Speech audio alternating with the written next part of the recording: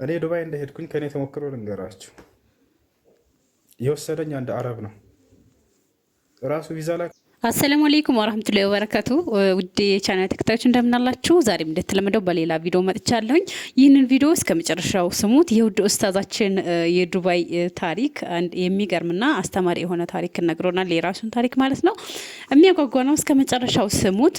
ሲቀጥል ደግሞ ለቻናሌ አዲስ የሆናችሁ አሁንም ሰብስክራይብ ሳታደርጉ ይህን ቪዲዮ እንዳትመለከቱ አደራ አላችኋለሁ። ሰብስክራይብ ያደርጋችሁ ቤተሰቡ ነው። ቪዲዮንም ላይክ አድርጉት። እስከ መጨረሻው ሰምቻለሁ የሚል የሰማችሁ ብቻ ኮሜንት አድርጉ። ወደ ቪዲዮ እንሄዳለን። እኔ ዱባይ እንደሄድኩኝ ከኔ ተሞክሮ ልንገራችሁ። የወሰደኝ አንድ አረብ ነው ራሱ ቪዛ ላከልኝ፣ ራሱ አየር ትኬት፣ ራሱ ኢቃማ፣ ሁሉን ነገር አመቻቸልኝ። ማንኛውም ሰው እየደከመ እንደሚሄደው አልሄድኩም ነበር። ምንም ስላላወጣሁኝ ምንም አይመስለኝም ነበር ለእኔ። ደክመው እንዳለፍተው ከየትም አምጥተው የሄዱ ሰዎች ግን ያውቁት ነበር። ለእኔ ምንም ስላልመሰለኝ አላስተማረኝም። ይሄ እዛ ሄጄ ቁጭ ነበር ያልኩት። ሰውየው ያበላኛል፣ ያጠጣኛል፣ በቃ ምንም አልሰራም ነበር፣ ቁጭ ብዬ ነበር። ብቻ አሰግራቸዋለሁኝ ማለት የራሱ ሰውየው መስጅድ አለው። ነገር ግን ዝም ብሎ ምግብ ነው የሚያበላኝ። ሲያየኝ ተንቀሳቅሼ በራሴ ስራ ፈልጌ ምናምን የምሰራ አይነት ሰው አይደለሁም፣ ሰነፍ ነኝ። ነገር ግን የመስራት አቅሙ እንዳለኝ አውቃለሁ። ከዚያ በኋላ ብርም ቢሰጠኝ ነበረ። ገና እንደሄድኩኝ 2000 ድርሃም ሰጠኝ። የዛሬ 6 ዓመት አስቡት። 2000 ድርሃም በጣም ብዙ ነው። 30 ሺህ ብር ማለት ነው በሰዓቱ። ማነው 60 ሺህ ብር ማለት ነው። ያንን ሰጠኝ። የለሁም በቃ በደስታ 60 ሺህ ብር ማለት ለኔ ትልቅ ነበር ይዛኔ። ከዚያ በኋላ ቁጭ ማለት ናየና በቃ እኔን መተው ወሰነ። ምክንያቱም በዚሁ ከቀጠለ እኔ አልነሳም፣ እዛው ተኝቼ የምቀር አይነት ሰው ነኝ። ሲተወኝ ግን የዛኔ ራሴ ላይ እንትን በምጥል ጊዜ ኃላፊነቴን ስለ ራሴ መውሰድ እንድጀምር ፈለገና እርግፍ አድርጎ ተወኝ። በጣም ነው የሚወደኝ፣ በጣም ነበር የሚወደኝ። ከዛ ቀጥታ ሄደና ውቃፍ አናገራቸው። ይሄ ልጅ እንድትፈትኑ ትፈልጋለሁኝ አላቸው። ተፈተንኩኝ፣ ወደ አለፍኩኝ ፈተናቸውን። ከዛ ገባሁኝ። ምግብ መስራት አልችልም፣ ሻይ ራሱ ማፍላት አልችልም ነበር። የመጀመሪያ ጊዜ አስታውሳለሁኝ። ሻይ ቅጠሉ በጣም በዝቶ መረር አለኝ ምናምን፣ ምንም አልችልም። ምንም ነገር በራሴ የምቆም ሰው አልነበርኩ። ከዛ በኋላ ገባሁኝ። እኔ ጋር መደወሉን አቋረጠ ሰውዬው። በጣም ይወደኝ የነበረው የሚሳሳልኝ የነበረው በወር እየመጣ አይቶኝ ይሄዳል። በቃ ራስህን ቻል አለኝ። ከዚህ በኋላ አልደውልልህም፣ አታገኘኝም፣ አላገኘህም ማለት በራሴ የምቆም ሰው አልነበርኩ። ከዛ በኋላ ገባሁኝ። እኔ ጋር መደወሉን አቋረጠ ሰውዬው። በጣም ይወደኝ የነበረው የሚሳሳልኝ የነበረው በወር እየመጣ አይቶኝ ይሄዳል። በቃ ራስህን ቻል አለኝ። ከዚህ በኋላ አልደውልልህም፣ አታገኘኝም፣ አላገኘህም ማለት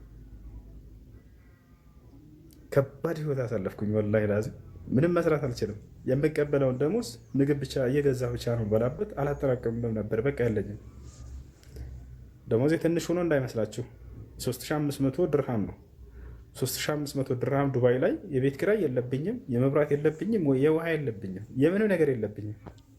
ነገር ግን ከምግብ ውጭ አላሳልፈውም። ምክንያቱም መስራት ስለማልችል በሁሉም ብር እየገዛሁ ነው የምጠቀምበት። በርገር፣ ብሪያኒ ምናምን እንደዚህ በቃ እየገዛሁ ነው እንትን የምለው። መጨረሻውን ማሰብ ጀመርኩኝ በራሴ ማለት ነው።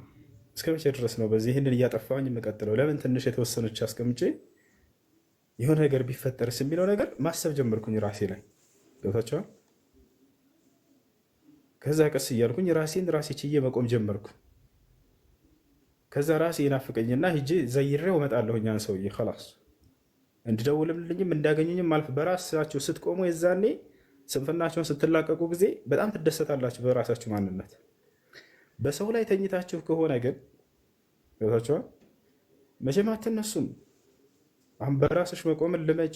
እነዚህን የፈተና ጊዜዎች እኔ ከዚያ በኋላ በጣም ወደድኳቸው። እንኳን ተወኛ ሰው ብዬ አመሰገንኩት። ካበላኝ ከጠጣኝ ጊዜ ይልቅ ጨካኝ ሆኖ የተወበኝን ጊዜ በጣም ወደድኳቸው። ምክንያቱም ዛሬ ላይ ለመቆሜ ሰበብ የሆኑኝ እነዚያ ጊዜያቶች ናቸውና ያ የመጀመሪያውን ቀጥሎልኝ በነበር ምንም ነገር ሳይኖረኝ ይህን ሁሉ ዓመት ቁጭ ብዬ ቤቱ እየበላሁ እቀመጥ ነበር። ገብታችኋልና ስለዚህ አላህ ስብሐነሁ ወተዓላ ፈጥሮሻል፣ ህይወትን ሰጥቶሻል፣ እድልን ሰጥቶሻል። ወጣት ልጅ ነሽ፣ ገና ብዙ መስራት ትችያለሽ። የጠፋ ነገር ካለ ከዚህ በፊት ያንን እርሽውና አዲስ ፋይል ከፍተሽ ራስሽን በራስሽ ስኬታማ ማድረግ አለብሽ።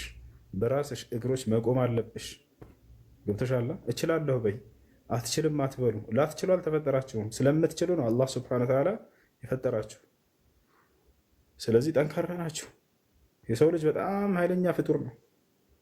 አላህ ስብሐነሁ ወተዓላ ዝም ብሎ በከንቱ አይደለም የዚህ ዓለም የአራዊቱ የእግሮች መቆም አለብሽ። ገብተሻላ? እችላለሁ በይ፣ አትችልም አትበሉ። ላትችሉ አልተፈጠራችሁም፣ ስለምትችሉ ነው አላህ ስብሐነሁ ወተዓላ የፈጠራችሁ። ስለዚህ ጠንካራ ናችሁ። የሰው ልጅ በጣም ኃይለኛ ፍጡር ነው።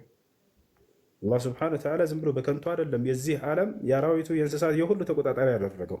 ወለቀድ ከረምና በኒ አደም ወሐመልናሁም ፊል በሪ ወልበሕር ወረዘቅናሁም ሚነ ጠይባት ወፈደልናሁም ዐላ ከሲሪን ሚመን ኸለቅና ተፍዲላ። አላህ ስብሐነሁ ወተዓላ የምድር ላይ ምትኮች አድርጓችኋል። ገብታችኋል አይደል? ስለምትችሉ ነው፣ ችሎታችሁንም ስለሚያውቅ ነው።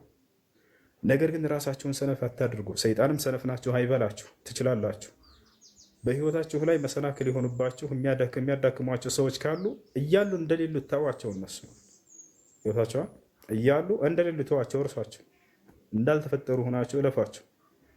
እንድትወድቁ መሰናክል የሚያስቀምጡባቸውን ሁሉ እነዚያን መሰናክሎች ጠረግ እያደረጋችሁ እለፏቸው። ከዚያ ጋር ጊዜያቸውን አትፍጩ። እናንተን ወደኋላ ለማስቀረት ድንጋይ የሚወረውሩባችሁ ካሉ እነዚያን ቁጭ ብላቸው አሳልፏቸው። እሰጥ አገባ እዚያ ሰው ጋር አትግቡ። የስኬታቸውን መንገድ ያሳጥርባቸዋል። ወይንም የሚወረውርባቸውን ድንጋይ እየተቀበላችሁ የስኬታችሁ መወጣጫ መሰላል አድርጉት። ያንን ስሩበት።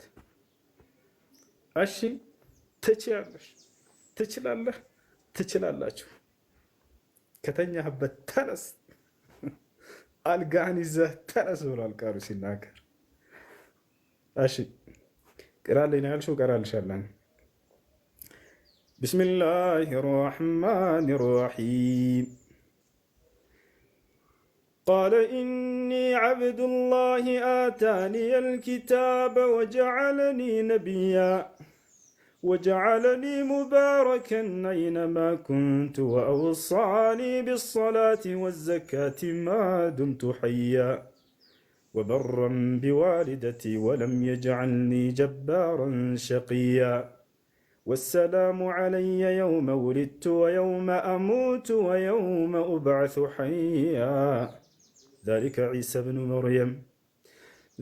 عيسى بن مريم قول الحق الذي فيه يمترون ما كان لله أن ማሻአላህ የኛን ቆ አላህ ይጠብቀው። ወላሂ ሁሱ ማለት የዘመናችን ጀግና ነው። ወጣቱን ግጥም አርጎ ይዞ ቲክቶክ ላይ ወደዛ እንዳይሄድ ግጥም አርጎ ይዞ እያስተማረ የሚገኝ ጀግና ነው እና ያልተነገረለት ያልተወራለት ምርጥ ጀግና ኡስታዝ ነው። አልሐምዱሊላህ እድሜና ጤና አፍያ አላህ ይስጠው። ከሱ ብዙ እንጠብቃለን፣ ብዙ እንማራለን እና ብዙ እህቶች ብዙ ወንድሞች በሱ ተለውጠዋል። እስኪ ሁላችሁም ዱዓ አድርጉለት እና ያው ከታሪኩ ተምረናል ብዬ አስባለሁኝ። በማንኛውም ሁኔታ ተስፋ መቁረጥ እንደሌለብን፣ ምንም ቻሌንጅ ቢገጥመን ያንን ቻሌንጅ ባላህ ጋር ቻሌንጁን ተወጥተነው ጥሩ ሁኔታ ላይ መድረስ እንዳለብን፣ እንዲሁም ደግሞ ሰዎችን ስንረዳ በገንዘብ ብቻ ሳይሆን በእውቀት፣ ገንዘብ ስንሰጥ ደግሞ ስራ ሰርተው መለወጥ እንዳለባቸው ለማስተማር እንግዲህ አረቡ ያደረገው ለሱ የሆነው ትምህርት እንግዲህ ትልቅ ትምህርት ነው። ለሱም ጥንካሬን ሰጥቶታልና ከዚህ ብዙ ተምረናል ብዬ አስባለሁኝ። እንዲሁም ደግሞ አንድ ቪዲዮ አለ በድል ላይ መቀለድ የሚል አንድ ኡስታዝ የሰጡት ምክር አለ። እሱን እናዳምጥና እናጨርሳለን ቪዲዮአችንን። ዋላ ዶሊን አሚን ያሲን